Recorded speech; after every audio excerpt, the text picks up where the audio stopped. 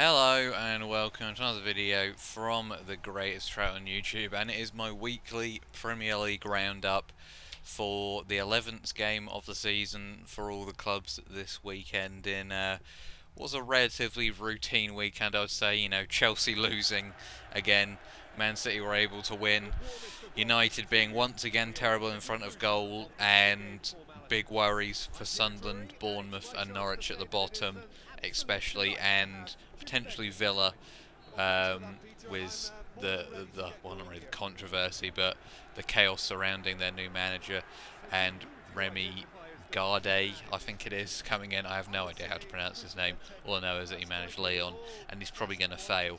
But at least he got rid of Sherwood. Anyway, we'll start with the 12:45 game here, and obviously, it's the only place you can really start here.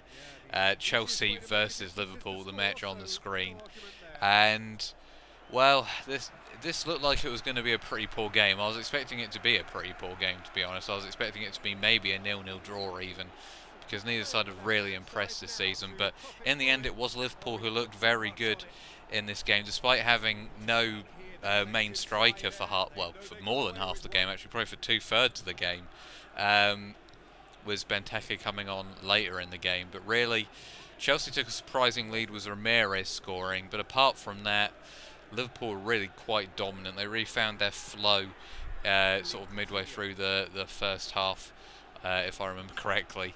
But they just couldn't find the net. They were trying to just go a bit too intricate, and they weren't really quite finding the pass that they needed. But luckily for them, Coutinho was able to blast one in. Maybe, well, it's not really a maybe, it's a complete fact that the referee went over 2 minutes allocated for stoppage time. I think he should have blown the whistle.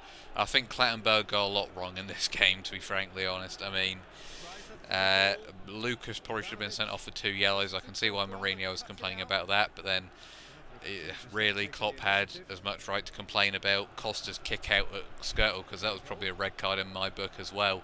So really probably both teams should have been down to 10 men, and Liverpool shouldn't have scored a goal, but that is the way it goes. But Chelsea can't have really any complaints here because they're very, very poor. They went with Ramirez and Mikel in the middle. Mikel, he was, I guess, solid, but he was giving the ball away a lot. Ramirez is always good in there, but he can't do everything on his own, especially when you got Terry and Cahill, who are just having shockers at the moment. Coutinho completely done them over twice and smashed in 2 wonderful goals in typical Coutinho fashion. I think the big factor here really was Benteke being brought on. You could especially see that in the goal that got Liverpool ahead, where it's just, well, not really hoofed up to him. It was a decent. It was well placed by Sacco at least, and then he obviously got on that, and then Benteke got the 3rd goal as well. Benteke does just give Liverpool that extra edge, and I think Rodgers knew what he was doing with that. Bring him in. If only maybe brought him in a season before, then maybe Rodgers would have been able to get top 4, and it would have been all rainbows and all of that jazz, but instead he's obviously gone and Klopp is in, and it's a big win for Klopp. As for Mourinho, he seems to be keeping the job for the moment. If he loses to Stoke, I believe that's their next fixture, then he probably will go. But I don't know, actually. I mean, it's very, very weird with Mourinho, because who can you bring in? I mean, maybe Ancelotti. I would have liked to have seen him at Man United, but he doesn't have the greatest record considering the clubs that he's managed. I mean, Champions League, yes, but at this rate, Chelsea won't be able to challenge for the Champions League unless they go on some kind of Di Matteo run, which would be quite ironic again, I guess. And Maria, Cahill and Terry were just poor in this game. They only sort out the defence, maybe put Zuma back at centre-back, but even that hasn't really worked. I mean, they just seem to be nowhere defensively. Moving on to Manchester City versus Norwich, and what are you doing, John Ruddy? You had the point in the bag, and then you go and make that cock up. And for me, this game just sums up Norwich in a nutshell. They gave Man City a few problems, and obviously they got the goal maybe off a Joe Hart mistake, but they really did account for themselves well here, and they showed that they can play well in the Premier League. But once again, it's just a typical thing with Norwich. I see all the time. It's just individual errors and just stupid moments, and especially from set pieces as well. I mean, Otamendi, if you've studied this guy, I mean, it's textbook from Otamendi, his header. I've seen it so many times on his YouTube. I mean, you can just see it on his YouTube videos, let alone if you watch like several 90-minute matches of him, or seeing what Man City do in every game. You just knew he was going to get there. No one marking him. Puts Man City 1-0 up. Then somehow Norwich get back into it, pretty much against the run of play, with Joe Hart dropping the ball, clanger for him, and Jerome tucking it away. Probably one of the only ways Jerome is actually going to score this season. But then Ruddy makes a complete howl at, really, completely doesn't just pick up the ball, runs out, then realises he can't pick it up because it's out of the box, and Martin has to handball it just in front of the line. That might actually be a positive for Norwich, considering Martin's recent performances, although wisdom isn't much better. So really, Man City dodged a bullet here, but I mean, with Aguero and Silva out, they really will be happy that they just got this one out of the way and managed to get the win. And I mean, the other thing was the Ruddy one that was weird was Tete probably had it, but he just let Ruddy go for it instead, and that's where the problem came. Moving on to Swansea versus Arsenal, there really wasn't much to report here. It was very similar to the Watford game where Arsenal won 3-0, where Swansea gave them a few problems, but really Arsenal just were able to blow them away. Giroud getting a goal, a few others.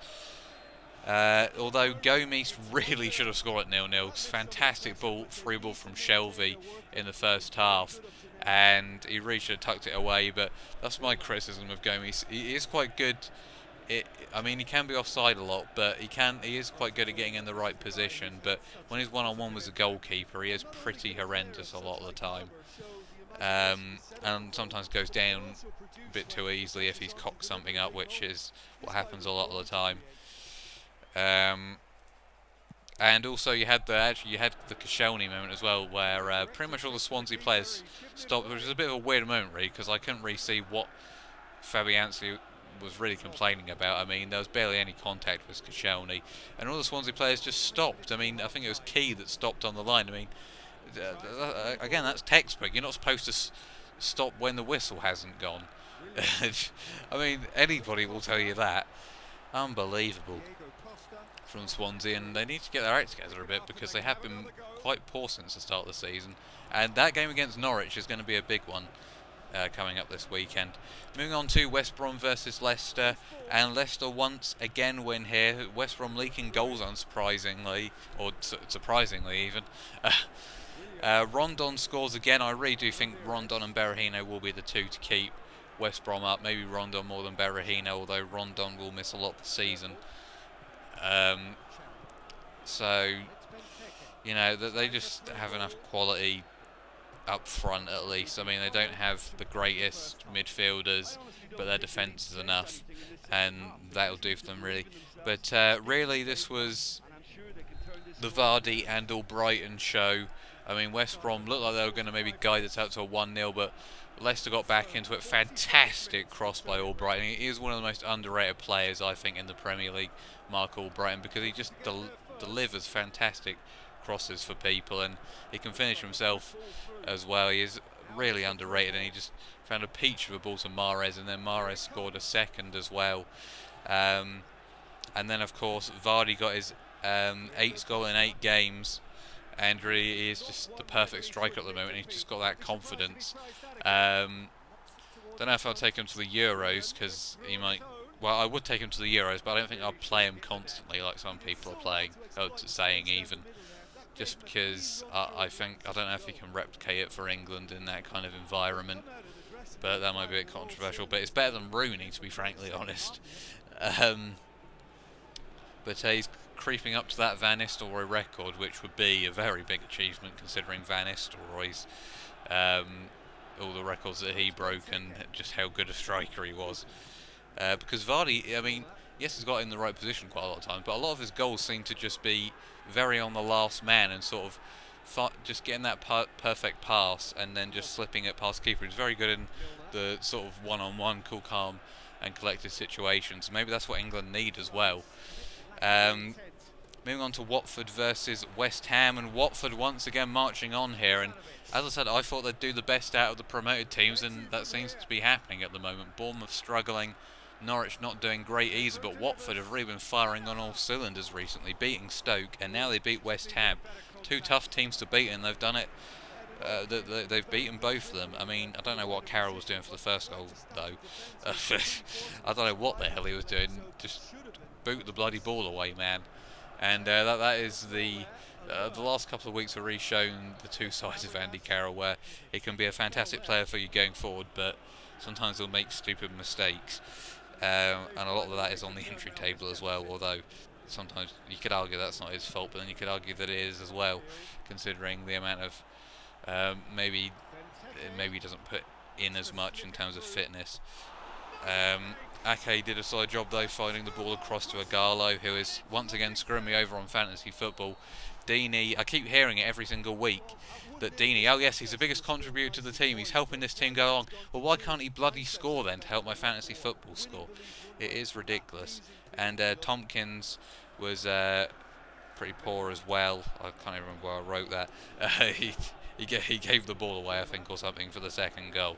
And then, oh yeah, Collins also got sent off. That looked like it was sort of a borderline yellow-red card. I mean, I would have given him the benefit of the doubt and given him a yellow, but I think a red card was fair enough. Moving on to, oh boy, Crystal Palace versus Manchester United, and once again we draw 0-0, and this was quite depressing, really. I mean, I don't think we can entirely blame it on Rooney, but I guess you could argue he's a bit of a what's the word I'm looking for? I've gone brain dead. Never mind. It'll come back to me in a minute. Yeah, Martial probably needs to play up front. I think for me it's just simple. You just need to allow the players to be a bit more free-flowing. Maybe like they were against Spurs last season. Just allow Herrera and Mata to flourish. Maybe move Herrera in behind. Or maybe replace Schweinsteiger with Herrera, and then put Mata in the middle, because that's the only way it's going to work, really, I think. And we just need to go out and go for it against teams like this, because really we have nothing to lose in the top 4 battle now. I mean, Chelsea, it's going to take a miracle for them to catch up the top 3 now, or well, Man City, Arsenal and Man United, because obviously Leicester are 3rd. And I mean, Liverpool aren't exactly firing on all cylinders under Klopp, so really we might as well just go for it against these smaller teams, and obviously in games like Manchester City as well, because we were thoroughly dominant over them. We just couldn't create anything. And if you play Martial up front, then you're a bit more free-flowing. You're opening teams up, and that links to Martial's pace as well, and Mata and Herrera being very good on the ball. It just makes sense to me. And I mean, Martial is he's shown he can be as good as the likes of Van Nistelrooy in front of goal as well, with his cool, calm and collected finishing. And Rooney just doesn't give you that. He's lost his pace, he's lost his strengths. I don't see what purpose he serves. Once again, though, De Gea kept us in this game, and plus will feel hard done by that they didn't get more in this game.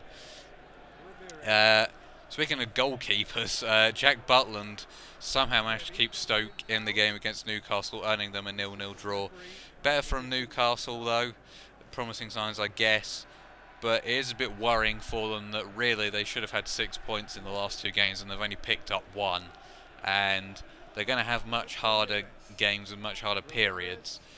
And really they need to be picking up points ASAP, otherwise they're really going to be well, I think they're almost certainly going to get sucked into the relegation battle anyway, but really they can't allow teams like Watford and that to get away, otherwise they're going to be in big trouble, especially with Sunderland bringing in Sam Allardyce. Moving on to Sunderland now, probably the falsest comeback ever against Everton. Somehow they got back into this game, but it was a far cry from last season's game, which was horrendous to watch, because Everton just pummeled Sunderland the whole game, and somehow Sunderland managed to sneak the win through the scrappiest goal you'll ever see. But this just shows the difference between Everton last season and Everton this season. They just had so much more energy, so much better in front of goal. Kone optimising that, really scoring a hat-trick. Klinickel in front of goal. Lukaku was involved, and they're just linking up so nicely, killing Sunderland on the counter-attack in the second half. It was fantastic to watch. and I really do think that not being in Europe is aiding Everton probably bigger than any other club at the moment. That we've seen in the past, really, that they are flying at the moment. And I mean, if they keep going like this, you can't rule out a top 4 finish, and that would be something. It'd be like 2005 all over again, but Liverpool won't be winning the Champions League, they will be winning the Europa League instead. Well, actually, hopefully not, because then they'll get in the Champions. Well, maybe that will happen, because Liverpool did get in the Champions League before anyway. But I'm going off on a tangent. Moving on to the 4 o'clock game, in fact the last game I've got to talk about, Southampton-Bournemouth, and well, this was a game of 2 halves. I mean, it's a perfect definition of the thing, really. I mean, Southampton dominated Bournemouth in the first half, 2 goals, Pella getting one of them with a very, very nice header, and then doing the hacker celebration with New Zealand winning the World Cup, which was nice to see. But yeah, I think this just, well, I don't want to say it completely summed up Bournemouth, but really it showed the worry for them without having Murray or Wilson, because King just didn't offer them enough, and they weren't clinical enough in the second half. They had plenty of possession, but Southampton just sort of sat back a bit and were able to defend it relatively easily. I think it was a mistake to bring Murray off, because in the last 20 minutes especially, they're putting balls into the box, and there wasn't really anyone that could attack them as well. So really, I think Murray going off was a bad idea. King, it'll be interesting to see. He does remind me of Graben a bit, so it'll be interesting to see how he gets on, King, if he plays more games. But I do still fear for Bournemouth, because obviously the media and Sky still had their hard on for them, but you can't keep constantly saying, oh yes, they showed fight in the second half, they won the second half, because that's not going to get you points in the Premier League. And really, with Aston Villa maybe getting their act together, and Sunderland trying to get their act together, and even Newcastle as well, they do need to start collecting more points. So that is it. Spurs Aston Villa is tonight. I'll obviously upload this the day after. Be interesting to see what that result is, with Villa trying to get back on track. I wouldn't be surprised. It would be very typical of Villa and Spurs if Villa won this game. So I wouldn't be surprised if they did. But I guess we'll see. And I guess it'll be interesting to find out whether I'm right or not. So thank you for watching, guys. And until next time, goodbye.